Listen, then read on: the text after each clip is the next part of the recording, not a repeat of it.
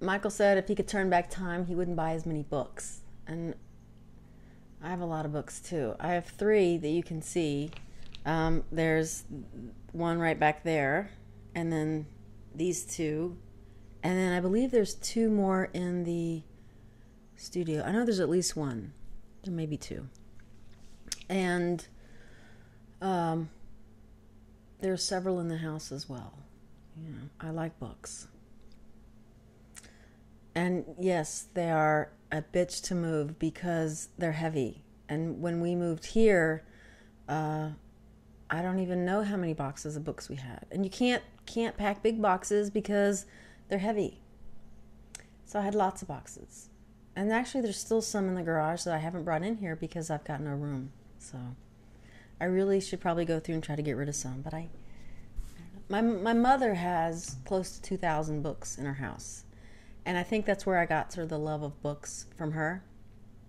And having them and all that. And she refuses to buy one of those e-readers or, you know, any one of those type things. She's like, I've got to turn the page. I got to feel the paper in the book. And I get that too. You know, there's nothing like, you know, having a book in your hand. I do like that.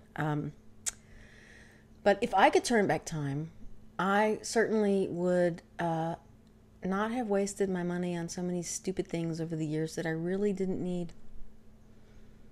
I can't even, for example, because a lot of it's just stupid, mindless stuff. I'm like, I gotta have it, and then I have it, and I'm like, okay, now what? I mean, for example, this little Star Wars thing, you know? You must learn the ways of the Force.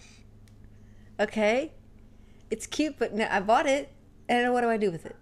Seriously, really, it's 25 years of crap like this that. At the time, I'm like, that is so cute. I have to have it. Even if it's $5 or $10, that adds up. And if I could have saved all that money and put it in a savings account until I'm old and need to go in a home, I could be, in a really nice home instead of one that probably smells like urine, like the one I'm going to be going to. I know, right? Future self is really going to hate past self. I know that. I don't think I would change anything else. I don't think I would change the people that I met or the relationships that I had because I think they all shaped who I am now. And sure, some of those relationships and people in my life hurt me over the years or whatever. But, again, I think, I wouldn't be here had I sidestepped some people. So, having to go through some of that pain and anguish, at this point has been worth it. At the time, no, I thought I was going to, die. It was the end of the world, but it's not. And then, you come out on the other side of it and still stings, but, you'll be better for it in most cases. So there is another thing that I would do if I could turn back time. And I don't know how I would do this because I'm not sure. I may be hardwired. It just may be who I am. I need to come out of the closet of being a procrastinator. I think that procrastinators are born. I don't think we're made. I think that's who we are.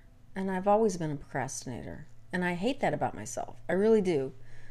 And then when I do something on time, I think, wow, I deserve a medal. Because I did something on time or early. In some cases, I think it's really good. It's been good for me, and maybe that's what I need.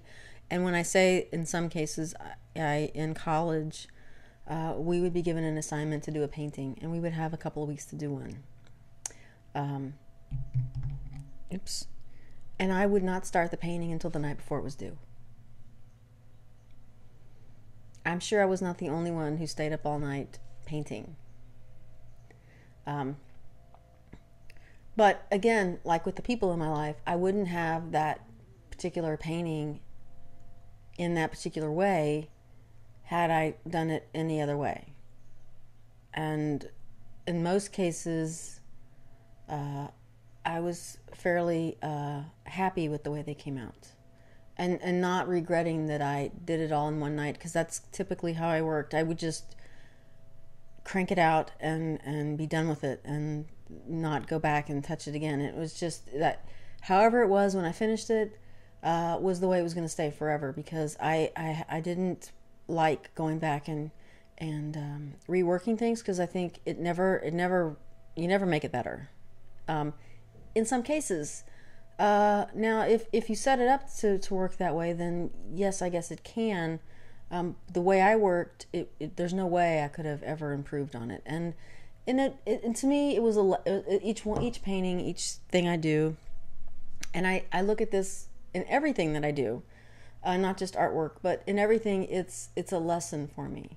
So whether it comes out great or not, if it's great, I can sit back and say, wow, I love that. That's awesome. And I'd like to do that, something like that again. Obviously, you want to keep doing great things. But if it doesn't work out, then you're like, okay, I hate that.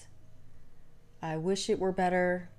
But how can I make it better the next time? And I am now procrastinating and cleaning this studio up. It's if you could see the chaos that is right here, you would run screaming from the room.